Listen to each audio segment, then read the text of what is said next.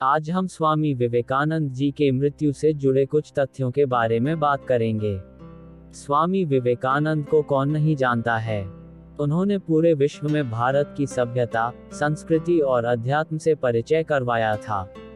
उन्होंने विश्व धर्म सम्मेलन जो कि अमेरिका के शिकागो में हुआ था, उसमें भाग लिया और अपने विचारों से पूरी दुनिया को अवगत करवाया। उनकी मृत्यु 1902 में हुई थी। क्या आप जानते हैं उनकी मृत्यु के पीछे के कारण को?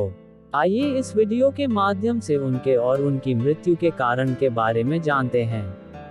स्वामी विवेकानंद का जन्म 12 जनवरी 1863 को कोलकाता में हुआ था। उनका घर का नाम नरेंद्र दत्त था। वे काफी तीव्र बुद्धि वाले थे। जब उन्होंने रामकृष्ण परमहंस की प्रशंसा सुनी तो वो उनके पास कुछ तर्क करने के उद्देश्य से गए थे, लेकिन रामकृष्ण जी पहचान गए थे कि ये वही शिष्य है जिनका उनको काफी समय से इंतजार था। आगे चलकर विवेकानंद जी के गुरु रामकृष्ण ही हुए। स्वामी विवेकानंद ने 25 वर्ष में ही गेरुआ वस्त्र धारण कर लिया था और इसके बाद पैदल ही उन्होंने संपूर्ण भारतवर्ष की यात्रा की। स्वामी विवेकानंद जी का दृढ़ विश्वास था कि अध्यात्म विद्या और भारत दर्शन के बिना विश्व अनाथ हो जाएगा। उन्होंने रामकृष्ण मिशन की भारत में और विदेश में कई शाखाएं स्थापित की।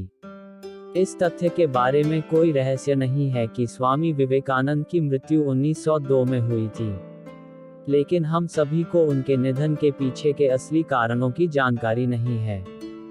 हम स्वामी विवेकानंद की मृत्यु के साथ साथ उनके जीवन के जुड़े कुछ अज्ञात पहलुओं से संबंधित विभिन्न सिद्धांतों का पता लगाने की कोशिश कर रहे हैं। स्वामी विवेकानंद को 31 से अधिक बीमारियां थी, जिनमें से एक बीमारी उनका निद्रा रोग से ग्रसित होना भी था। अपने जीवन के अंतिम दिन स्वामी विवेकानंद ने अपने शिष्यों के बीच शुक्ल यजुर्वेद की व्याख्या की थी और कहा कि यह समझने के लिए कि इस विवेकानंद ने अब तक क्या किया है, हमें एक और विवेकानंद चाहिए। उनके शिष्यों के अनुसार जीवन के अंतिम दिन 4 जुलाई 1902 को भी उन्होंने अपनी ध्यान करने की दिनचर्या को नहीं बदला और प्रातः 2-3 घंटे तक ध्यान किया और ध्यानावस्था में ही अपने ब्रह्मरंध्र को भेद कर महासमाधि ले ली थी। उनके निधन की वजह तीसरी बार दिल का दौरा पड़ना था।